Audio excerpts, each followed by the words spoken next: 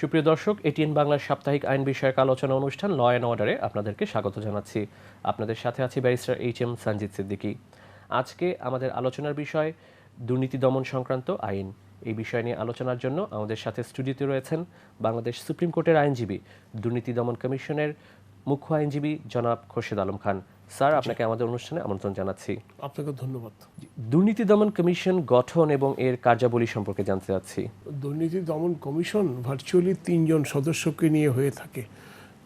এটা সুপ্রিম কোর্টের আপিল বিভাগের বাছাই কমিটি একজন বিচারপতিকে নিয়ে এবং হাইকোর্ট ডিভিশনের একজন বিচারপতি, তারপর auditor general, controller general, cabinet secretary, সদস্য সচিব, এইভাবে একটা কমিটি আছে। ওটাকে বলে বাছাই কমিটি, আইনেই দেওয়া আছে।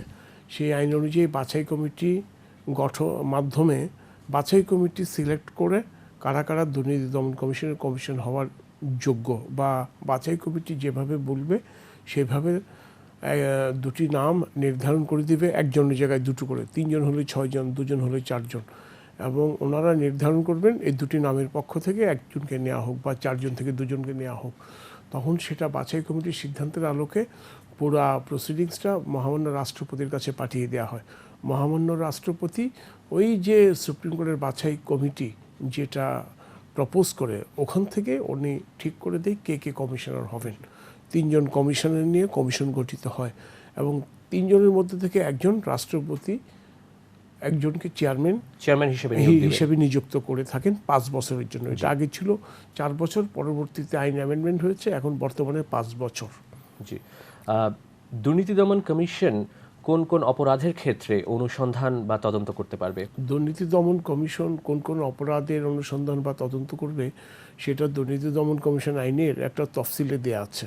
তফসিলভুক্ত অপরাধ হলেই সে শুধু আপনার অনুসন্ধান বা তদন্ত করতে পারবে। তফসিলটা যদি আমাদেরকে একটু সংক্ষিপ্তভাবে বলতেন। তফসিলের মধ্যে আছে জ্ঞাত আয় বহির্ভূত সম্পদ আছে। আমার যদি অবৈধ সম্পদ থাকে, জ্ঞাত আয় বহির্ভূত, দুদক যদি অনুসন্ধান করে যদি পায় তখন এটা দুদকের ক্ষমতা আছে। তারপরে আছে আপনাকে সম্পদ বিবরণী চাইতে পারে, দুদকের এটা ক্ষমতা আছে। সম্পদ জমা দিলেন, তথ্য গোপন করলেন, তার জন্য প্রসিডিং হতে পারে। তারপরে আছে বাংলাদেশ দণ্ডবিধির 409 criminal breach of trust by the public servant or by the banker merchant, এবং 409 এবং 467 দুর্নীতি দমন কমিশন আইন। এই দুটো ধারা দণ্ডবিধির অত্যন্ত গুরুত্বপূর্ণ শিডিউলের, কারণ এই দুটোতে সর্বোচ্চ সাজা হলো আপনার যাবজ্জীবন সাজা। দুর্নীতি দমন কমিশনের যে কয়টা ধারা আছে তফসিলে, তার মধ্যে এই দুটো হলো সবচেয়ে গুরুত্বপূর্ণ, কারণ এই দুটো সর্বোচ্চ সাজা কিন্তু যাবজ্জীবন। এবং ইতিমধ্যে অনেকের যাবজ্জীবন হয়েছে, অনেক ব্যাংকার, অনেক গভর্নমেন্ট অফিসিয়ালসের, যেগুলো হাইকোর্টে বিচারাধীন আছেন। তারপরে আছে ধরেন 5(2) আছে, 5 উইদিন ব্র্যাকেট 2 মানি লন্ডারিং না, প্রিভেনশন অফ কারাপশন 47, পুরোটাই কিন্তু শিডিউল তফসিলভুক্ত অপরাধ। সেখানে পাবলিক সার্ভেন্ট যদি কোনো মিসইউজ করে, পাওয়ারের অ্যাবিউজ করে, তাহলে তার এটা 5(2)তে মিসকন্ডাক্ট হবে। 5(2) কি সেটা ব্যাখ্যা দেওয়া আছে, সেটাও কিন্তু করতে পারে। এবং এই বিচারগুলি হয় under the criminal law amendment act 1958। Money laundering এর ক্ষেত্রে দুদকের কি? মানি লন্ডারিং আগে তো এক্সক্লুসিভলি দুদকের ক্ষমতায় ছিল, তবে গত 2015 সনে সরকার একটা অধ্যাদেশ জারি করেছে, যা পরবর্তীতে আইনে রূপান্তরিত হয়েছে। সেখানে প্রেডিকেট অফেন্সে মানি লন্ডারিংয়ের ডেফিনিশনকে খুব ড্রাস্টিক্যালি ডিফাইন করা হয়েছে। প্রেডিকেট অফেন্স, অনেকগুলি প্রেডিকেট অফেন্সেস আছে, 20টার মতো। সেখানে দুদককে দেওয়া হয়েছে দুর্নীতি এবং ঘুষ। এখন দুর্নীতির কোনো ডেফিনিশন নাই আমাদের দেশে, ভারতবর্ষ নয়, পাকিস্তানে নাই। দুর্নীতি বলতে বোঝায় তফসিলভুক্ত অপরাধ, শিডিউল অফেন্সটাই দুর্নীতি বোঝায়। আর ঘুষ তো আছে, আপনি জানেন, নিজ ব্যারিস্টার 161, 162, 165 যদি খায়। তবে মানি লন্ডারিং অবভিয়াসলি এটা দুর্নীতি, এটা হাইকোর্টের বেশ কয়েকটা জাজমেন্টও ওনারা ব্যাখ্যা দিয়েছেন। কাজেই মানি লন্ডারিং হলেই দুর্নীতি দমন কমিশনের এক্সক্লুসিভ একটা জুরিসডিকশন আছে। আপনি জানেন ইসমাইল হোসেন সম্রাট, তার বিরুদ্ধে অলরেডি চার্জশিট হয়ে গেছে। খালেদ মাহমুদ ভূঁইয়া, চার্জশিট একেবারে কাছাকাছি পর্যায়ে চলে আসছে। তাহলে আমরা বলতে পারি দুর্নীতি ও ঘুষ সংক্রান্ত অপরাধের ক্ষেত্রে যদি মানি লন্ডারিং সংগঠন হয়ে থাকে, সেক্ষেত্রে দুদক অনুসন্ধান করতে পারবে। হ্যাঁ, অনুসন্ধান তদন্ত দুটোই পারবে। আমরা সময় সময় দেখছি যে দুদক বিভিন্ন ব্যক্তিকে সম্পদের নোটিশ পাঠাচ্ছে সম্পদের হিসাব জমা দেওয়ার জন্য। এই বিষয়ে দুদকের কি এখতিয়ার রয়েছে? না, দেখুন, দুদক কোনো আপনার যদি তথ্যের ভিত্তিতে যদি মনে করেন আছে, যদি আপনি মনে করেন যে জ্ঞাত আয় বহির্ভূত সম্পদ আছে, এবং দুদকের যদি স্থির বিশ্বাস হয় যে ওনার জ্ঞাত আয় বহির্ভূত সম্পদ আছে, দুদক আইনের 26 ধারায় ওনাকে একটা নোটিশ দিতে পারে। সেই নোটিশে ওনাকে জানতে চাওয়া হয় সম্পদের বিবরণ জমা হ্যাঁ দেওয়ার সম্পদ জন্য। যেটা বিবরণী দেওয়ার জন্য, আমরা যাকে বলি আইনের ভাষায় ওয়েলথ স্টেটমেন্ট। তখন ওনাকে নির্দিষ্ট একটা সময় আছে, সময়টা কিন্তু বর্তমান আইনে অনেক সংশোধন হয়েছে। এখন বর্তমানে টোটাল 45 দিনের মতো সময় পাওয়া যায় সম্পদ বিবরণী দাখিল করার জন্য। এবং সম্পদ বিবরণী যদি উনি দাখিল করে তাহলে সম্পদ বিবরণী যাচাই বাছাই হয়। যাচাই বাছাই যদি দেখা যায় খুব বেশি ফারাক নেই, দুদক যেটা ইনফরমেশন পেয়েছে তার সঙ্গে 19-20। আমি এই বিষয়ে আরেকটি প্রশ্ন করতে চাচ্ছি, সম্পদের হিসাব জমা দেওয়ার জন্য যে নোটিশ প্রেরণ করা হচ্ছে, এটি কি যে কোনো ব্যক্তিকে দুদক দিতে পারবে? হ্যাঁ হ্যাঁ, এটা দুদকের একটা আনলিমিটেড পাওয়ার। যদিও এই পাওয়ারটা নিয়ে সুশীল সমাজ বলেন অনেকেই কিন্তু একটু মিশ্র প্রতিক্রিয়া আছে। তাইলে দুদক চাইলেই তো যে কাউকে হ্যারাস করতে পারবে। সম্পদের নোটিশ দেওয়ার ক্ষেত্রে তার অবাধ এখতিয়ার আছে। বাট এখানে দুটো জিনিস দুদক কিন্তু মাথায় রাখে করে। দুদকের একটি স্থির বিশ্বাস হতে হবে যে ওনার অনেক সম্পদ আছে এবং সেই সম্পদটা অবৈধ সম্পদ। এবং দুদকের তথ্যের ভিত্তিতে দুদক যদি নিশ্চিত হয় ওনাকে আমার নোটিশ দিলে অনেক তথ্য বেরিয়ে আসবে তাহলে দেয়। কিন্তু যে কাউকেই দিতে পারবে, মানে ধরেন সবাইকে দেওয়ার ক্ষমতা আছে দুদকের আইনে, কিন্তু সবাইকে তো দিচ্ছে না। দুদক যেখানে তথ্যপত্রের ভিত্তিতে পাচ্ছে যে ওনাকে আমার নোটিশ দেওয়া প্রয়োজন, তাহলে ওনাকেই দিচ্ছে। কিন্তু সবাইকে লাম্প নোটিশ কিন্তু দিচ্ছে না। একদম জেনে শুনে বুঝে যার জ্ঞাত আয় বহির্ভূত সম্পদ আছে বলে দুদক ধারণা করছে তাকেই দিচ্ছে। কিন্তু আমরা অনেক সময় দেখে থাকি যে সম্পদের হিসাব দেওয়ার জন্য নোটিশ ছাড়াও দুদক উপস্থিতি হবার জন্য, দুদকের অফিসে উপস্থিত হওয়ার জন্য নোটিশ পাঠাচ্ছে। এই বিষয়ে নিয়ে হ্যাঁ হ্যাঁ জি, ও উপস্থিত হওয়ার জন্য মানে আসলে ওনাকে কিছু ব্যাখ্যা চাইছে বিভিন্ন ব্যক্তির কাছে। ওনাকে কিছু জিজ্ঞাসাবাদ করার জন্য। ধরেন আমাদের একজন ডেপুটি অ্যাটর্নি জেনারেল ওনাকেও নোটিশ দিয়েছে, ব্যারিস্টার মওদুদ আহমদকেও নোটিশ দিয়েছে। ওখানে তারা জানতে এটি কোন আইনের অধীনে না, করা হচ্ছে? এটা উনি পারে, এটা 22 ধারার অধীনে পারে। দুদক আইন 22 ধারা, দুদক বিধিমালা, তারপরে দুদক আইন 8 ধারা, 19 ধারা, 20 ধারা। কোনো অনুসন্ধান যদি চলে, দুদক যদি মনে করে, এটা কিন্তু দুদকের একটা ডিসক্রিপশনে পাওয়ার, ওনাকে একটু জিজ্ঞাসা করা উচিত। ধরেন আমার বিরুদ্ধে একটা কমপ্লেইন গেল দুদকে, এখন দুদক যদি মনে করে খুরশিদ সাহেবকে একটু জিজ্ঞাসাবাদ করা দরকার, জিজ্ঞাসাবাদ নাও করতে পারে। ওনার হাতে যদি ক্রেডিবল এভিডেন্স থাকে, উনি জিজ্ঞাসাবাদ ছাড়াই যদি জ্ঞাত আয় বহির্ভূত সম্পদ পায় তাহলে তার বিরুদ্ধে মামলা করতে পারে। আপনি জানেন 26 ধারার নোটিশ ম্যান্ডেটরি, তাকে দিতেই হবে। 26 ধারার নোটিশের পূর্বেই দুদক আপনাকে দুদক অফিসে ডেকে আপনাকে আপনার বক্তব্য দিতে পারবে? হ্যাঁ পারবে। 26 ধারার নোটিশ তো আপনাকে নাও দিতে পারে। দুদক মনে করলে 26 ধারা দিবে। দুদক যদি 27 ধারায় যায় তাহলে তার কোনো নোটিশের প্রয়োজন নেই। সে আপনাকে জিজ্ঞাসাবাদ করে বা জিজ্ঞাসাবাদ না করেই আপনার বিরুদ্ধে একটা ক্রিমিনাল প্রসিডিং 27 ধারায় লঞ্চ করতে পারবে। বাট তার হাতে ক্রেডিবল এভিডেন্স থাকতে হবে। আপনি জানেন আমাদের সুপ্রিম কোর্টের আপিল বিভাগের একটি রায়ও আছে, দুদক মামলা করার আগেও যদি ক্রেডিবল ইনফরমেশন থাকে, তথ্যপত্র থাকে, তার ভিত্তিতেও তাকে কিন্তু অ্যারেস্ট করা যায়। জি, আমরা জানি যে জ্ঞাত আয় বহির্ভূত সম্পদ অর্জন করলে দুদক মামলা করতে পারে।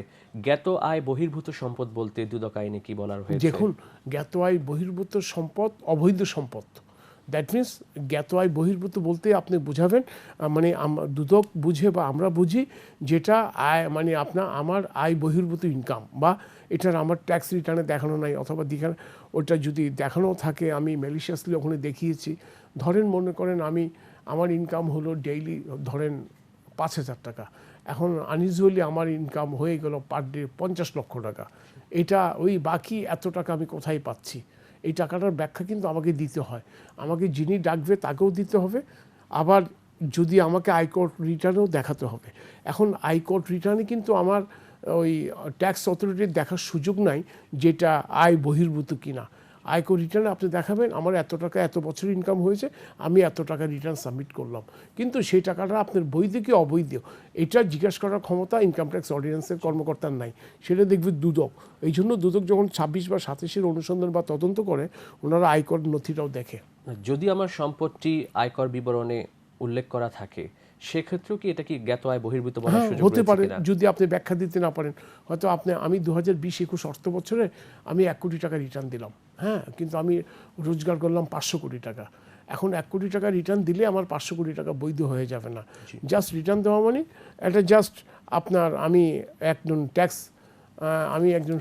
আমি একজন ভালো নাগরিক, আমি ট্যাক্স দিই, কিন্তু আমার টাকাটার উৎস কি, উৎস দেখার ক্ষমতা ট্যাক্স অথরিটির নাই। উৎস দেখবে একমাত্র দুদক, এবং টাকাটা বৈধ কিনা সেটাও দেখবে দুদক। যদি আপনি বৈধ দেখাতে পারেন, উৎস যদি বৈধ হয়, ট্যাক্স রিটার্নের সঙ্গে যদি মিলে যায়, তাহলে তো ওনাকে আর ওনাকে তো রেসপেক্ট করা উচিত আমি মনে করি। দুর্নীতি দমন কমিশন আইনের 27 ধারায় যে জ্ঞাত আয় বহির্ভূত সম্পদ অর্জনের জন্য যে অপরাধটির কথা বলা রয়েছে, এই অপরাধের সাজার বিষয়ে কি বলা রয়েছে? জি দেখুন, এই 27-এর 1 ধারায় জ্ঞাত আয় বহির্ভূত সম্পদ, 27-এর 2 ধারায় হলো অ্যাভেটমেন্ট, পুনর্রচনা দেওয়া। এখানে সর্বোচ্চ 10 বছর পর্যন্ত সাজা দেওয়া যায়, এবং আপনার যেই অবৈধ সম্পদ ওটা রাষ্ট্র বরাবরে বাজেয়াপ্ত হয়ে যায় 37-এর 1 ধারায়। দেখুন 2007-8 সালে যখন প্রচুর মামলা হয়, তখন কিন্তু আমাদের হাইকোর্ট ডিভিশনের অনেকগুলি আর্গুমেন্ট ছিল, জাজমেন্টও ছিল যে 27 দ্বারাও নোটিশ দিতে হবে। পরবর্তীতে সুপ্রিম কোর্ট আপিলের ডিভিশন এটা ব্যাখ্যা দিয়ে ঠিক করে দিলেন যে 27 দ্বারা ইন্ডিপেন্ডেন্ট অফেন্স, 27 দ্বারার জন্য কোনো নোটিশ লাগবে না, এবং 27 দ্বারা ইন্ডিপেন্ডেন্ট প্রসিড করা যাবে। কাজে 26 আর 27 আলাদা। 26 দ্বারায় 3 বছর, আপনি যদি নন সাবমিশন করেন, যদি বিবৃতি না দেন, তাহলে 3 বছর, আর বিবৃতি যদি ফলস হয় তাহলেও 3 বছর, আর 27 দ্বারা হলো 10 বছর, এবং সম্পত্তি বাজেয়াপ্ত হবে। আমরা দেখছি যে জালিয়াতির মাধ্যমে অনেক সময় ব্যাংক ঋণ প্রদান করা হচ্ছে।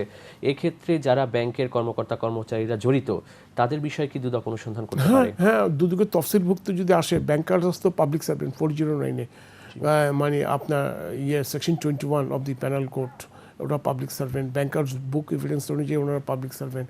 হ্যাঁ, তাদের বিরুদ্ধে ট্রায়াল হচ্ছে। অনেক ব্যাংকারের তো যাবজ্জীবন সাজা হয়ে গেছে, হাইকোর্টে পেন্ডিং, অনেকের সাজা বল থাকছে। কাজে হ্যাঁ, ব্যাংকারদের প্রচুর আপনার বেসিক ব্যাংকের মামলার হচ্ছে, ইনভেস্টিগেশন হচ্ছে। তারপর জনতা ব্যাংকের বিসমিল্লাহ গ্রুপের তো ট্রায়ালই শেষ হয়ে গেল, সাজা হয়ে গেল। আমার তো মনে হচ্ছে বাংলাদেশে এমন কোনো ব্যাংক পাওয়া যাবে না যে এখানে কারাপশানের এলিগেশন নাই এবং ব্যাংকারদের বিরুদ্ধে মামলা হয়নি। খুব কম, হয়তো একটা দুটো পাওয়া যেতে পারে। এইচ এন্ড এভরি ব্যাংকে এই ধরনের কারাপশানটা আছে। পার্টিকুলারলি ব্যাংকিং কারাপশানটা এখন আরও ডেভেলপ হয়েছে। ব্রিচ অফ ট্রাস্ট আমরা যেটা বলি বাই দ্য পাবলিক সার্ভেন্ট, তার বাইরেও লন্ডারিং হচ্ছে, এবং লন্ডারিংয়ে যারা ব্যাংকার তাদের একদম ডিরেক্ট ইনভলভমেন্ট পাওয়া যায়। ইভেন লোন ডিফল্টার লোন সংখ্যা বেড়ে গিয়েছে, এর অনেক কারণে বেশি কিন্তু গিয়েছে, লন্ডারিং করাপ্ট হচ্ছে। প্র্যাকটিসে লোন দেওয়ার কারণে কিন্তু অনেক ডিফল্ট নট অনলি দ্যাট, ওরা আন্ডার ইনভয়েস, ওভার ইনভয়েস করে টাকা দেশের বাইরে নিয়ে যাচ্ছে। প্রচুর ব্যাংকিং, সাউথ ইস্ট ব্যাংক আছেন, ইউসিবিএল ব্যাংক আছেন, পদ্মা, একটা ব্যাংকের তো নামই চেঞ্জ হয়ে গেল। ফার্মার্স ব্যাংকের কলঙ্কের কারণে ফার্মার্স ব্যাংকের নাম পরিবর্তন করে পদ্মা ব্যাংক রাখা হলো, পুরো স্টাফ চেঞ্জ হয়ে গেলো, পুরো বোর্ড চেঞ্জ হয়ে গেলো, only for because of money laundering. 1800 কোটি টাকার এমবেজেলমেন্ট, মিসঅ্যাপ্রোপ্রিয়েশন, ব্যাংকের নামই চেঞ্জ করে দেওয়া হলো। অনুসন্ধান বা তদন্ত চলাকালীন সময়ে দুদক কি চাইলে কারো সম্পদ ক্রোক বা ব্যাংক অ্যাকাউন্ট জব্দ করতে পারে? হ্যাঁ জি, এটা আপনি একটু খুব ইম্পর্টেন্ট প্রশ্ন। এটা পারে, আইনে ক্ষমতা দেওয়া আছে, বাট কিন্তু তাকে কোর্টে আবেদন করতে হবে। এটা কোর্টে, যে ডিস্ট্রিক্টের মামলা সেই ডিস্ট্রিক্টের সিনিয়র স্পেশাল জাজ আদালতে মামলা করতে হবে দুদক বিধিমালা অনুযায়ী, এবং সেই আবেদনের ভিত্তিতে সে ক্রোক চাচ্ছে কেন তাকে ব্যাখ্যা দিতে হবে, এবং কোর্টকে স্যাটিসফাই করতে হবে এই মামলাটা আমার ক্রোক করা দরকার। আদারওয়াইজ ইনভেস্টিগেশন সময় লাগবে, এফআইআর করতে সময় লাগবে, এটা বেহাত হয়ে যাবে। তখন আদালত যদি স্যাটিসফাইড হয়, আদালত কোর্টের নির্দেশনা দিতে পারেন। আপনারা জানেন আমরা বিদেশে হংকংয়ে কিন্তু হংকংয়ের স্ট্যান্ডার্ড চার্টার্ড ব্যাংকেরও জব্দ করেছি। বাংলাদেশে আদালতে মানি লন্ডারিংয়ের প্রভিশন আছে, করা যাবে। এছাড়াও কিন্তু বিএফআইও পড়ে, বাংলাদেশ ফিনান্সিয়াল ইন্টেলিজেন্স ইউনিট, ওনারাও কিন্তু ডিউরিং ইনকোয়ারি ওনাদের ক্রোক করার ক্ষমতা আছে আইনে। ওরা হলো ওদের অবস্থানটা হলো তদারকি সংস্থা আর্থিক অপরাধের ক্ষেত্রে। দুর্নীতি দমন কমিশন আইন এবং দুর্নীতি দমন কমিশন বিধিমালাতে ফাঁদ মামলা বা ট্র্যাপ কেস সম্পর্কে বলা রয়েছে। এই বিষয়টি নিয়ে সংক্ষিপ্তভাবে আপনার কাছে জানতে জি চাচ্ছি। হ্যাঁ, ট্র্যাপ কেস তো অনেকগুলি হয়েছে, সাকসেসফুলি হয়েছে। ধরেন আমাদের এখানে তো ঢাকঢোল বাজায় এত দুর্নীতির অনুসন্ধান করা যায় না, আর ট্র্যাপ কেসটা খুব ইম্পর্টেন্ট। ট্র্যাপ কেসটা হলো মানে আমি সিক্রেট ইনফরমেশনের ভিত্তিতে আমি ফাঁদ তৈরি করি, ফাঁদের মধ্যে তাদেরকে আটকানোর চেষ্টা করি। কারণ অনেক সময় দেখা যাচ্ছে মানে যাদের বিরুদ্ধে এলিগেশন আছে ওরা খুব ইন্টেলিজেন্ট। এখন যেগুলি মানি লন্ডারিং ক্রাইমগুলো হচ্ছে বা দুদকের মামলাগুলো হচ্ছে, ম্যাক্সিমাম দেখবেন যে উচ্চশিক্ষিত এবং খুব অবস্থা সম্পন্ন লোক, তারা হাইলি সফিস্টিকেটেড ক্রাইম, ফিনান্সিয়াল ক্রাইমের সঙ্গে ইনভলভ। এই ক্ষেত্রে যেমন বিআইডব্লিউটিসির আপনি দেখেন সম্ভবত ফাঁদ মামলা, চট্টগ্রামের একটি মামলায় ফাঁদ মামলায় তো আপনার দুদকের কর্মকর্তাই তো অ্যারেস্ট হয়ে গেল র্যাবের হাতে, বেশ কয়েক বছর আগের বছর একজন ডেপুটি ডিরেক্টর। ফাঁদ মামলা দুদক কিন্তু খুব সাকসেসফুলি করছে। তবে এখানে ফাঁদ মামলা করার ক্ষেত্রে দুদককে যিনি ফাঁদ মামলা পরিচালনা করেন টিমের কর্মকর্তাকে দুদকের একটা অনুমোদন লাগবে। অনুমোদনটা জনস্বার্থে আগে না নিয়ে পরে নিলেও হয়। অনুমোদন নিয়ে তারা যে কোনো দপ্তরে ফাঁদ পেতে যে কাউকে ফাঁদ গ্রেফতার করতে পারবে। ইভেন কি উনি ফাঁদ পেতে ফাইন্ড আউট করে তারপরে অনুমোদন নিলেও অবৈধ হবে না। এটা সুপ্রিম কোর্টের কয়েকটা বেঞ্চ রায় দিয়েছেন। জি, বর্তমানে পিকে হালদারের বিষয়টি আলোচনায় চলে এসেছে, যিনি ইন্টারন্যাশনাল লিজিং এর ব্যবস্থাপনা পরিচালক হিসেবে নিযুক্ত ছিলেন। উনি পিকে হালদার, আচ্ছা আবার বলতেছি, সম্প্রতি পিকে হালদারের বিষয়টি আলোচনায় এসেছে। ইন্টারন্যাশনাল লিজিং এর ব্যবস্থাপনা পরিচালক থাকাকালীন সময়ে উনি কয়েক হাজার কোটি টাকা বিদেশে মানি লন্ডারিং করে পাচার করেছেন। সম্প্রতি মহামান্য হাইকোর্ট তাকে গ্রেফতারের বিষয়ে আইন শৃঙ্খলা বাহিনী কি পদক্ষেপ নিয়েছে এই বিষয়টি নিয়ে স্বতঃস্ফূর্তভাবে একটি রুল জারি করেছে। এই বিষয়টি নিয়ে জানতে চাচ্ছি। এর আগে কিন্তু হাইকোর্টের কোম্পানি বেঞ্চে ইন্টারন্যাশনাল লিজিং ফাইন্যান্স যেটা সার্ভিসেস লিমিটেড একটা আবেদন করেছিল যাতে ওনাকে নির্বিঘ্নে দেশে আসার অনুমতি দেওয়ার জন্য। ব্যাকগ্রাউন্ড আছে, ওটার কয়েকজন ক্রেডিটর ওনাদের কাছে কোম্পানিটির লিকুইডেশন অবসানের জন্য দরখাস্ত করেছিলেন। সেটার এক পর্যায়ে সে আসার জন্য অভিপ্রায় ব্যক্ত করেছিলেন এবং ইন্টারন্যাশনাল লিজিং ফাইন্যান্সের পক্ষ থেকে তারা আদালতকে বলেছে সে আসতে চায়, তাকে যদি একটা আসার সুযোগ দেওয়া হয়। তখন হাইকোর্টের মাননীয় কোম্পানি বেঞ্চের বিচারপতি আমাকে অ্যাডিশনাল অ্যাটর্নি জেনারেল মহোদয়কে খবর দিলেন। আমরা গেলাম, তখন আমরা বললাম যে উনি তো ফিজিটিভ, ওনার বিরুদ্ধে অ্যারেস্ট ওয়ারেন্ট আছে, অটোমেটিক অ্যারেস্ট হবে, ওনাকে আসতে বলার তো কোনো কারণ নাই। তখন মাননীয় বিচারপতি মহোদয় বললেন, দেখুন অনেকগুলো মানুষ টাকা পাবে, তারা সে যদি আসে, যদি আইনের আওতায় থেকে যদি টাকাটা পায় তাহলে তো অসুবিধা নেই। আমরা বললাম ঠিক আছে দেন তাহলে। তখন তাকে একটা সুযোগ দেওয়া হলো। এই দরখাস্ত করেছিল ইন্টারন্যাশনাল লিজিং ফাইন্যান্স। তখন বলেছে সে কখন আসবে, কিভাবে আসবে আপনারা জানান, আমরা তাকে যথাযথ আইনি প্রক্রিয়ার হাতে থেকেই তাকে মানে যারা ক্রেডিটার্স তাদের পাওনা পরিশোধের চেষ্টা করব। তখন তাদেরকে বলা হলো। পরবর্তীতে পিকে হালদারের একটা টিকিট দেওয়া হলো, উনি আসবেন থেকে কাতার থেকে একটা এমিরেটস ফ্লাইটের টিকিট দিলেন, টিকিটের নাম্বারও দিলেন, সময়ও করলেন। সেভাবে আমরা এপিয়ার হলাম। বললেন যে ওখান থেকে উনি অ্যারেস্ট হয়ে যাবে এবং অ্যারেস্ট হয়ে তারপরে কোম্পানি কোর্টের মাধ্যমে ক্রেডিটার্সের পাওনা পরিশোধ করবে। কিন্তু আনফর্চুনেটলি একদিন আগে আমরা জানলাম না সে আসছে না। দুদক টিমও গিয়েছিল কিন্তু এয়ারপোর্টে, কিন্তু তার সে আসেনি। পরবর্তীতে যখন এর মধ্যে আপনারা জানেন প্রায় 275 কোটি টাকার উপরে তার দুর্নীতি দমন কমিশনের একটি মামলা হয়েছে, তার বিরুদ্ধে 27 ধারায় জ্ঞাত আয় বহির্ভূত সম্পদ, এবং সেখানে তার যত সম্পদ পাওয়া গিয়েছে দুর্নীতি দমন কমিশনের আদালতের ভিত্তিতে মাননীয় মেট্রোপলিটন সিনিয়র স্পেশাল জাজ ক্রোক আদেশ দিয়েছেন। তখন সেখানে গত বৃহস্পতিবার এর আগের দিন, দুদিন আগে বেশ পত্রপত্রিকায় ফলো করি পিকে হালদার সম্পর্কে খবর ছাপা হলো। বিষয়টি আদালতের নজরে আসছে। আদালত তখন আমাদেরকে জিজ্ঞেস করলো আপনারা কি পদক্ষেপ নিয়েছেন আমাদেরকে জানান। এটা কি দুদককে করা হয়েছে নাকি আইন শৃঙ্খলা বাহিনীর উদ্দেশ্যে করা হয়েছে? এটা দুদককে করা হয়েছে। দুদককে প্রথমে বলা হয়েছে যে আপনারা আমাদেরকে জানান আপনাদের মামলা আছে, আমরা দেখেছি। আমাকে জিজ্ঞেস করছে, আমি বলি জি মাই লর্ড আমাদের কাছে মামলা আছে, সে এখন ফিউজিটিভ আইনের দৃষ্টিতে, কাজে এখন তাকে ধরার জন্য চেষ্টা করা হচ্ছে।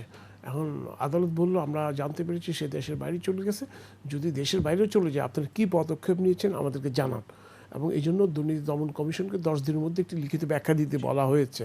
প্লাস স্বরাষ্ট্র মন্ত্রণালয়ের সিনিয়র সচিব, পুলিশের আইজি এবং ঢাকার ডিসি তাদেরকেও ব্যাখ্যা দিতে বলা হয়েছে। এই সুমোটো রুলটা যেটা আপনি বললেন শতপ্রণোদিত রুল, এটা টোটাল 5 জনের উপর এটা জারি হয়েছে। আদেশের কপিটা হয়তো বা কালকে পেয়ে যাব আমরা। জি, আমি ডেস্টিনির মানি লন্ডারিং এর মামলাগুলো সম্পর্কে জানতে চাচ্ছি। আপিল বিভাগের নির্দেশনা থাকা সত্ত্বেও মামলার বিচার কাজ শেষ হচ্ছে না।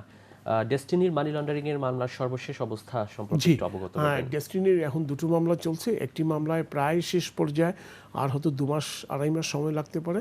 হাইকোর্ট ডিভিশনের নির্দেশনা আছে, আপিল বিভাগের নির্দেশনা আছে। দেখুন এত নির্দেশনা থাকার পরেও যখন আসামি কোনো আদেশকে চ্যালেঞ্জ করে উচ্চতর আদালতে আসে, ওই শুধু নির্দেশনার কারণেই তো ওনাকে বলা যাবে না যে উনি মেলাফাইরি আসছে। সেটা আইনিভাবে মোকাবিলা করতে হয়। আইনিভাবে মোকাবিলা করে যদি কোর্ট মনে করে যে বিচারিক আদালতের আদেশটি ঠিক, তখনই এটা আবার চলবে।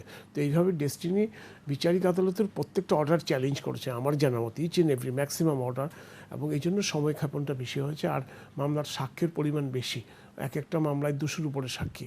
তবে ইনশাল্লাহ আশার আলো যে একটি মামলা শেষ হয়ে যাচ্ছে খুব অল্পতেই, মাস দুয়েকের মধ্যে শেষ হয়ে যাচ্ছে, আর বাকি মামলাটিও খুব দ্রুত গতিতে এগিয়ে চলছে। সম্প্রতি পররাষ্ট্রমন্ত্রীর একটি বক্তব্য মিডিয়াতে আসার পর এটি নিয়ে আলোচনা শুরু হয়েছে। পররাষ্ট্রমন্ত্রী বলেছেন যে দেশের বাইরে সেকেন্ড হোম বা বাড়ি করার ক্ষেত্রে অনেক সরকারি কর্মকর্তা কর্মচারীরা রয়েছেন। এই বিষয়টি নিয়ে কি দুদক কোনো কাজ করছে? জি হ্যাঁ, এই বিষয়টা আমাদের নজরে এসেছে। আজকেও এটা ডেইলি স্টারে আছে। কানাডা, অস্ট্রেলিয়াতে, বেগমপাড়াতে অনেক সরকারি কর্মচারীর ওখানে বাড়ি আছে। এখন প্রশ্নটা হলো, সরকারের একজন গুরুত্বপূর্ণ রাজনীতিবিদদের থেকেও সরকারি কর্মকর্তা অনেক কর্মচারীদের বেশি বেশি বাড়ি পাওয়া আছে, গেছে পাওয়া কানাডাতে। গেছে। দেখুন, পররাষ্ট্রমন্ত্রী একজন তো অত্যন্ত দায়িত্ববান ব্যক্তি এবং সরকারের একজন গুরুত্বপূর্ণ ব্যক্তি। ওনার মতো একটা ব্যক্তি যখন এই ধরনের কথাটা বলেন, এটা তো আর হালকাভাবে নেওয়া যায় না। এটা দুদক কমিশনের এটা দৃষ্টি আকর্ষণ হয়েছে। আমার যদ্দূর মনে হচ্ছে, আগেও দুদকের কিন্তু একটা ইনকোয়ারি চলতে ছিল, যা মানে লিস্ট অফ পার্সনস, মানে কাদের বাড়িগুলো আছে বেগমপাড়াতে। তো এটার সূত্র ধরেই এটাকে হয়তো নতুন উদ্যমে আবার চলবে। আমি আশা করি দুদক এটা অত্যন্ত গুরুত্বভাবে নিয়েছে, কারণ দুদক চেয়ারম্যান একটা স্টেটমেন্ট দিয়েছে। জি। সরকার দলীয় সংসদ জনাব হাজী সেলিমের দুর্নীতির মামলাটি অনেকদিন ধরে হাইকোর্টে ঝুলেছিল। এই মামলাটি দ্রুত শুনানির জন্য কি দুদক কোনো ব্যবস্থা গ্রহণ জি করেছে? দেখুন, আপনাকে ধন্যবাদ। 2007 কি 8 হাজী সেলিমের 10 বছর আর 3 বছরের সাজা হয়। সাজার বিরুদ্ধে হাজী সেলিম আপিল করে, আপিলে সে বেকসুর খালাস পায়। ওই খালাসের আদেশটাকে চ্যালেঞ্জ করে দুর্নীতি দমন কমিশন লিভ টু আপিল করে 2015 সালের 12ই জানুয়ারি হাইকোর্ট আপিল বিভাগ হাইকোর্টের খালাস আদেশটি বাতিল করে দিয়ে রিমান্ডে পাঠালেন হাইকোর্টে। তারপরে আবার তারা একটা কারেকশন অ্যাপ্লিকেশন করলেন। মানে আমরা 2015 সালের শেষ দিকে গিয়ে নথিটা পাই, আদেশগুলি পাই। তারপরে আমরা বিভিন্ন কোর্টে মেনশন করেছি, লিস্টে ছিল। সর্বশেষ করোনাকালীন সময়ে আমরা যেহেতু ভার্চুয়াল কোর্ট, ওটা আমরা আর করিনি। কিন্তু এখন দেখা যাচ্ছে যেহেতু ভার্চুয়াল কোর্ট কখন শেষ হবে এটা বোঝা যাচ্ছে না। Physical court uncertain. এবং আপনি জানেন দুদকে 3টা বেঞ্চ আছে হাইকোর্টে, বর্তমানে 3টা বেঞ্চে ভার্চুয়াল কোর্ট।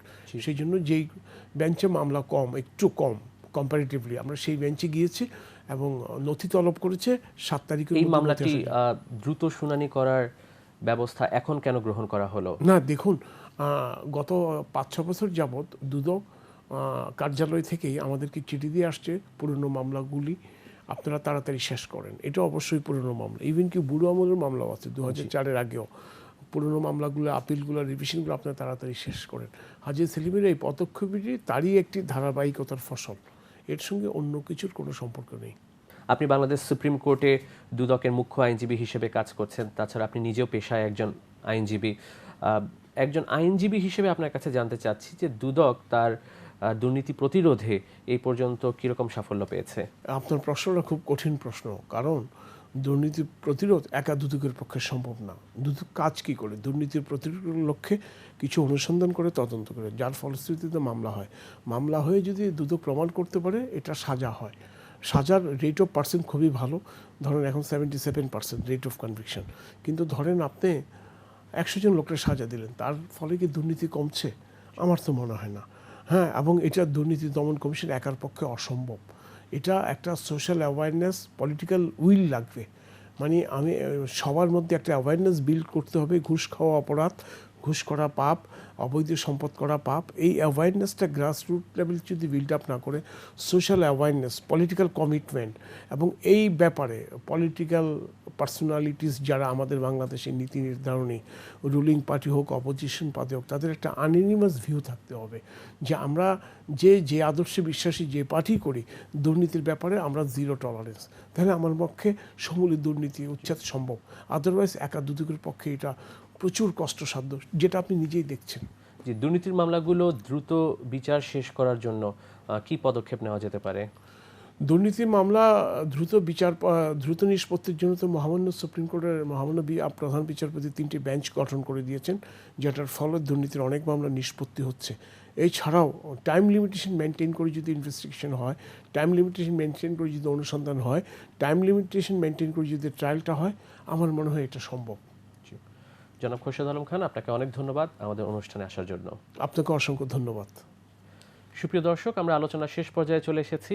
আপনাদের মূল্যবান মতামত আমাদের কাছে চিঠি লিখে জানাতে পারেন এই ঠিকানায়: পরিচালক, law and order, ATN Bangla, ওয়াসা ভবন, 2য় তলা, 98 কাজী নজরুল ইসলাম অ্যাভিনিউ, কারওয়ান বাজার, ঢাকা ১২১৫। তাছাড়া আমাদের কাছে ইমেইল করতে পারেন এই ঠিকানায় l.orderatn@gmail.com।